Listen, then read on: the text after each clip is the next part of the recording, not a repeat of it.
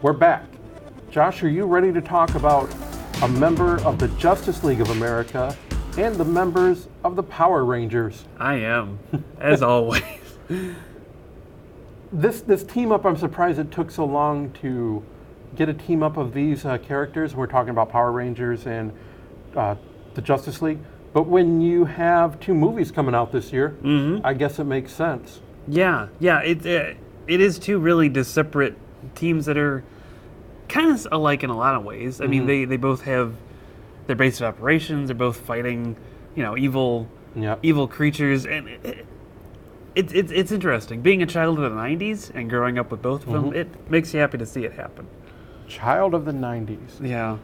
Nothing wrong with that. We had some great stuff here in the 90s. And I still want to say again, welcome back to our viewers out in Area 58 Community Access Center with the great Riki and his minions. So thank you for watching once again. And I hope if you got any feedback, comments, make sure to drop them on our Facebook and YouTube site. Justice League of America, Vixen Rebirth #1, JLA Rebirth Vixen. I like these Justice League of America Rebirth titles because we get to see characters that aren't featured right now in the first wave. This is kind of like the second wave of Rebirth. And first we had the Atom. This week is Vixen. And I think next week is the Ray. But Vixen's a very interesting character. And you drew a comparison to Tony Stark Iron Man, which I think was accurate. When I was reading this, she is kind of at first self-absorbed. She is a please say the word. Philanthropist. Philanthropist that is involved with a lot of charities, and a lot of businesses. But it didn't seem like she was involved with the day-to-days as much as she made her out to be. Her interesting backstory. Go ahead and tell what her backstory is in terms of what she grew up and what she inherited. So the Vixen is Mary McCabe, or Mary McCabe. I don't honestly know how to pronounce that, but she's the daughter of a reverend, and I think I don't know what African country it was. Right. But her mother was to inherit what's called the Tantu Totem, which is a mystical artifact that lets you take the powers of animals, sort of one at a time. Her mom ends up getting killed at some point. Her dad decides to give her the totem. There's also a local poacher who wants the totem for his own nefarious reasons. He ends up killing her dad as well. Yes. She ends up fleeing, goes to the U.S., becomes a fashion model, and eventually philanthropist. And this issue is sort of her first usage of the Tantu Totem. Yes. She's sort of avoided using it up to this point. So, yeah, I would have liked actually to have had this story arc spread out through a few issues, and maybe we'll see that more when the Justice League of America series comes out, because her backstory, I would have loved to see the conflict that she had with using why am I drawing a blank on names? Tantu Totem? Yeah, the totem. Yeah. I apologize. You know what it is? It's we're being seen in new markets, and now I've got stage fright. Like, whoa, the great Riki is going to get mad if I freeze up. But no, the totem, I would have liked to see more of the totem, of her conflict of what made her not use it all this time. Was it the power of being one with the animals, being the focal point? Did she know that her mother had used it? I think hopefully we'll see that in future issues of it. But I liked how when the one girl that went through one of her programs confronted her, she went into action because she knew what it was like to be, I guess, overlooked or her family taken away from her. And that's what springs her into action. And this was kind of like, okay, she was this one person at one time, and now she's even stronger now, and she calls herself the Vixen. Yeah. And it's a really straightforward story. Yeah, it was a lot of fun because I never really got into the Vixen that much classically.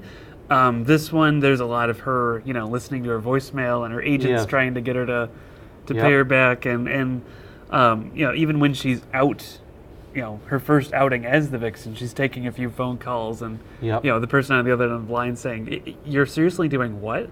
Like there are videos online right now of you in a yellow jacket jumping from roof to roof. What are you doing? It's that fun. It is a lot like Tony Stark. It is too. It's that being spurred out and sort of doing something by the seat of your pants, but she still handles herself pretty well, and it makes her an interesting character too.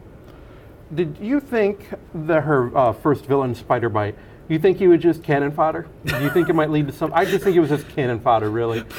Probably. I gotta say, one recurring theme I've seen in DC Rebirth is really obscure villains. I mean, I know a lot of comic book characters, and if Spider-Bite was even in comics before this, which I'm not even sure he was, I didn't look him up. Holy cow. Wow, really? I did have to laugh. And even to introduce himself by his real name and then also called Spider-Bite. Yes. And that he can control spiders and he's imprisoning people. He's been talking to the insects. Yeah. Which spiders are totally not insects, dude. Definitely. I do think that in the future that this Justice League of America will be a lot of good reading. I look forward to seeing what we're going to get with Justice League of America and Vixen. Justice League / Mighty Morphin Power Rangers #1. I know about the Power Rangers. I don't know that much about them. I know they were the big thing in the 90s. What took so long to get this crossover? You think that they would have done this maybe a long time ago? Maybe they have, but you said you're a child of the 90s. Did they ever do any crossovers with any other properties? No. I think it was... I think it was probably Power Rangers wasn't that well associated with comics. I mean, they've always normally been a TV fare, always sort of a kids' TV fare. I think maybe now that Power Rangers has a bit more of a comic presence, this is what, Boom Studios? Yep, Boom and DC. Okay, yep. I think it was IDW for a while was doing it. Now it's over to Boom. I think maybe now this is just sort of the right time, and plus having movies on the horizon. Yes, and I will say that the movies do look very interesting. The Power Rangers movie looks interesting. Yeah, it'll be interesting to see how they do that. And there's sort of been a wave of nostalgia for Power Rangers of the original team coming back and merchandise and all sorts of stuff. So yes, I guess time was probably right. Okay, yeah. This issue is very straightforward in terms of not much happens, but then a lot happens. We start with a flash forward 36 hours into the future where Angel Grove just seems to be gone. Looks like it literally was cratered out. So I don't know if it was teleported out, destroyed, but it was Zack, right? Yeah. Zack is saying that it's all his fault. Superman comforts him, says, not really comfort, but reassures him it's not your fault. And the other Rangers are there saying, well, I didn't get to talk to so-and-so. And then we go into what happened. And why don't you, because you know more about the Power Ranger universe than I do. Yeah, so the Power Rangers sort of leader, Zordon, the big guy in the tube, the big head in the tube, he tells them that Alpha 5, their little sort of backup robot who maintains the base, has gone missing. The Power Rangers go out to go find Alpha. Zack finds Alpha sort of damaged in a forest somewhere, brings him back, and Alpha explodes. This is actually a duplicate of Alpha built by Lord Zedd, the ultimate Power Rangers bad guy. Okay. And can I interrupt real quick? Yeah. What is his backstory? Is he just the ultimate bad guy? Was he a former Ranger? His outfit kind of looked similar. I don't think he ever really had a backstory. That was kind of the downside of Power Rangers, was they didn't really give a lot of backstory. He's one of the few villains that was created in the U.S. He's not ported over from Japan, and he was just kind of the ultimate villain they had. Just like an evil space alien. That's what they always call it, the bad guys. All right. So he leads an attack on the base with the Putty Patrol behind him, the stormtroopers of the Power Rangers universe. You know how long they're going to last. Zack ends up teleporting both he and Zedd away. The teleporter's been damaged, so he's not really sure where he's going to end up. Sort of like a self-sacrifice thing. He leaves Zedd mid-teleport and ends up in Gotham City. And it's something to point out that Gotham City they're not in the same universe. They're not in the same Earth. So it was a multi-dimensional. When the teleporter was damaged, it damaged and they went multi-dimension. So we have Earth 52 to 1 and Earth PR for Power Ranger. But I thought it was kind of cool when he landed. Some of those minions were there fighting, and then here comes Batman. Mm-hmm. Yep. And I do like that they're in their DC Rebirth uniforms, so it shows them that it's kind of in continuity in a way. And I thought it was cool. Was you're one of Zord's or Zed's evil minions. Yeah. Nope. But they fight anyway. Yeah, and Batman's more trying to calm them down. Yeah. And then the rest of the Rangers show up. Yeah. So Batman calls for backup. Here comes the Flash. Mm-hmm. And it was just a straightforward of, hey, we got to calm these people down. They think they're kidnapped, and so it's like a misunderstanding. You know, the fight before they're friends type of formula. Yep, it's the obligatory crossover fight between heroes that has to happen. Yeah, and it is funny to see how even Batman's analyzing Zack's movement, saying, okay, you clearly have a head injury. I'd like you to put the axe down. And of course, you know, at the end of all that, the Batmobile gets taken by a certain robotic pink pterosaur up into the sky. I thought that was hilarious when Flash called up the watchtower and said, Cyborg, we need some backup. Why? You won't believe this, but it looks like the Batmobile's been taken by like a pink pterodactyl or dinosaur type robot. Yeah. All right. Mm-hmm. Give me, you can't really discuss this issue, but without saying the Power Rangers was a pop culture phenomenon in the 90s. Tell us a little bit, how did it start? So the Power Rangers the original Mighty Morphin Power Rangers started out life as a team called Zoo Ranger, which is in Japan. It was part of the Super Sentai series, which is a series of, teams in multicolored outfits. This was actually maybe the 12th installment in that. I mean, that goes back to the 70s.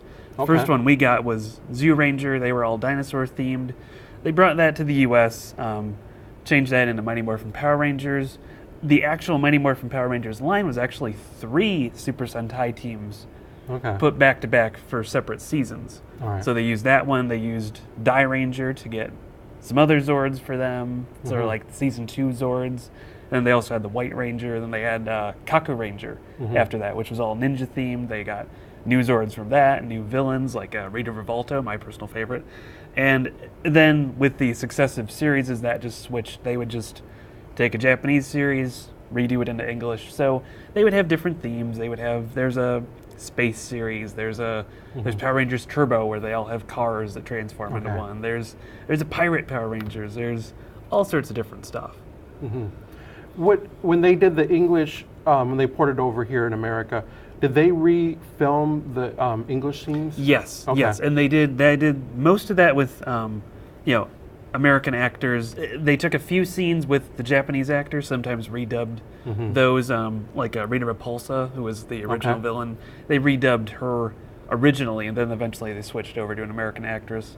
It just sort of varied. A lot of times they had access to the costumes, and sometimes they even made their own costumes over here. What was it that made it such a pop culture phenomena, and why does it still have legs to this day? When you were a kid, I mean, what was it about it that appealed to you as a kid? I don't know. It was just a really sort of outlandish thing. It's also, a fairly diverse cast. You had, it's one of the first where I actually identified with a character on it. I identified with Billy the Blue Ranger, who was the typical, the high school nerd who gets bullied and wore glasses, and I identified with him like crazy. In fact, I only stopped watching Power Rangers when he left the show. He ended up leaving for other stuff, and I said, oh, screw that. I'm not watching this anymore. Wow. But, it had a lot of really neat-looking villains. It had, you always had the fight with the Power Rangers and the villain, and then eventually that would go south, and the villain would get, city-sized, and they'd have to call in the Megazord. It was really kind of neat. I burned out of it later just because it was so kid-oriented. When I ended up getting into Japanese later on, I started to look back at that and got into some of the, what are the themes for the villains? Like, the villains were all mythological originally, then they did Japanese mythology eventually. It's more appealing to me now. But it's hard to put a finger on it. Cool. As we get into future issues of this crossover, I'm going to be very curious on who they bring in from the lore of Power Rangers. Will they stick with what we've seen, or will we see some new characters? Just exactly, I know Power Rangers is a very big universe. Will they keep it simple just to the Mighty Morphin, or will we get some It's just interesting to me. See what they bring in. They've done a lot of crossovers with, the Power Rangers series is kind of, combining older Rangers sometimes showing up. Right. I don't think we're going to see that many villains. I mean, they tend to get killed off at the end of every episode, but I could see a few more big ones showing up. I think my biggest question is, Zed disappeared mid-teleport. Zach says he's in the dimension. Doesn't necessarily say he's on Earth. I'm curious to see where he is. Is he maybe going to make friends with a DC villain? Is it going to be, we'll have a DC team and a Power Rangers team versus a Power Rangers villain and a DC villain? Yes. I think that'll be interesting to see.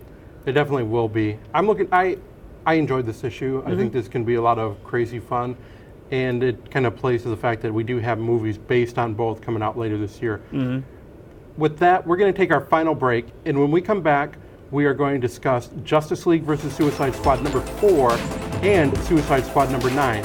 We'll be back in just a moment.